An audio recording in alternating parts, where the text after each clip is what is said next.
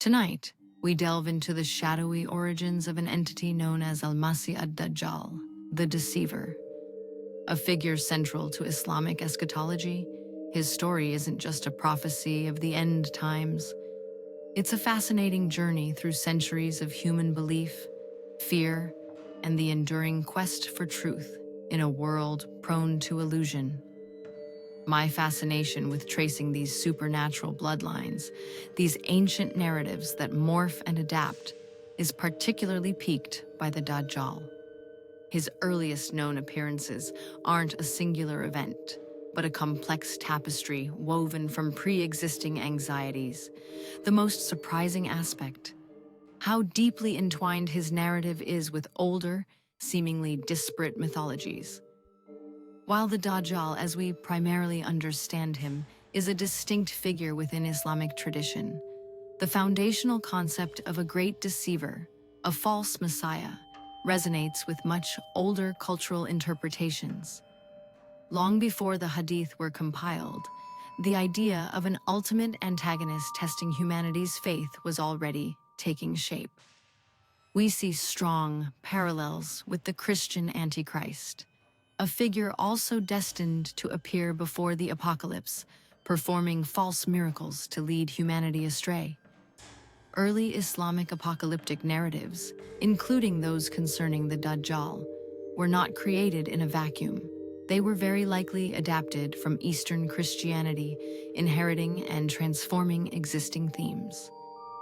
This established the core characteristics: a powerful, deceptive figure appearing before the end of days, whose primary purpose is to challenge belief and sow discord.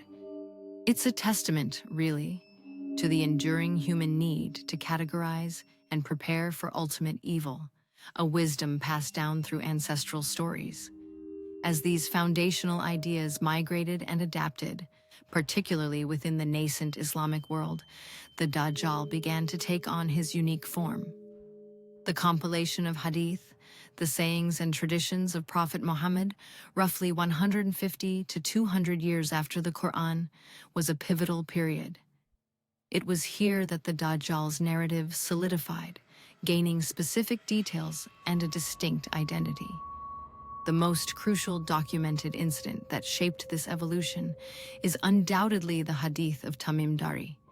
Imagine a group of shipwrecked sailors landing on a mysterious island, encountering a hairy beast known as Al-Jassasa, only to be led to a colossal, chained man in a desolate monastery.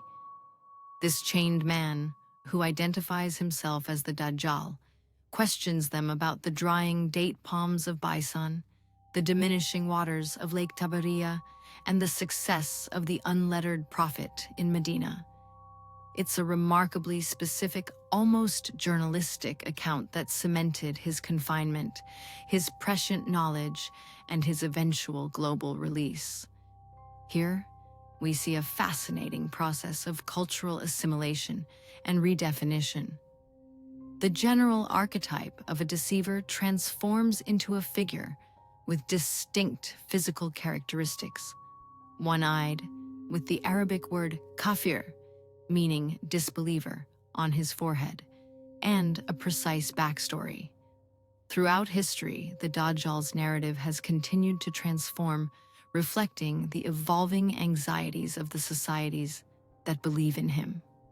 His story serves as a profound theological warning, a test of faith, and a sign of the approaching day of judgment.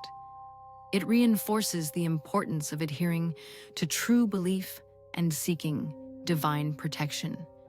Interestingly, some scholars suggest that certain characteristics, such as anti-Jewish sentiments, were integrated into Islamic apocalyptic thought from earlier Christian polemics. This highlights how historical conflicts and societal tensions can subtly shape the contours of even the most ancient prophetic figures. And the parallels don't stop there. An alternate version of his confinement, bound to a rock on an island and fed by demons, echoes the ancient Greek legend of Prometheus. It's a chilling reminder that the narratives we create often reflect the anxieties of our own times, even as they speak of timeless evils, archetypes of suffering and deception that resonate across millennia.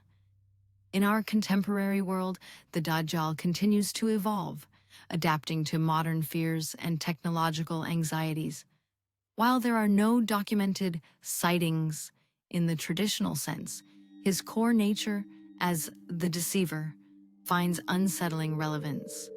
We talk about a digital Dajjal, where his deceptive abilities could manifest through misinformation campaigns, sophisticated propaganda, or even the manipulation of AI and global communication networks.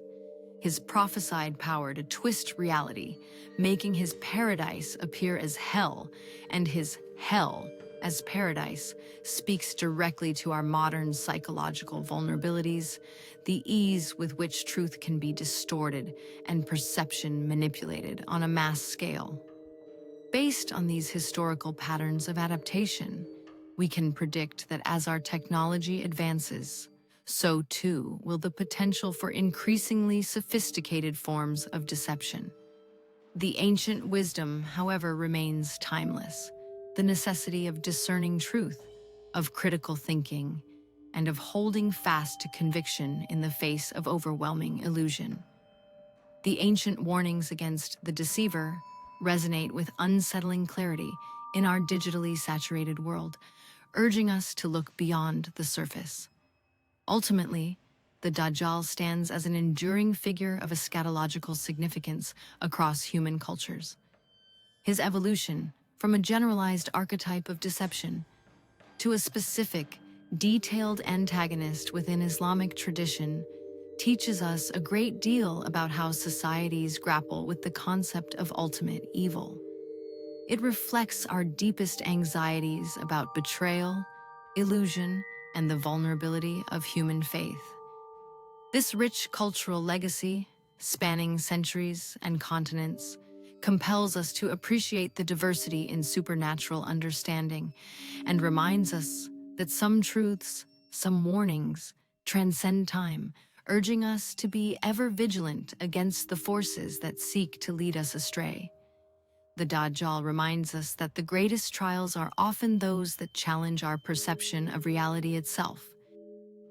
That's all for today's investigation into the shadows. If you want to dive deeper into the dark archives, make sure to subscribe to the Histoti YouTube channel. Remember, knowledge is our best defense against the darkness, and I'll see you in the next archive. Stay vigilant.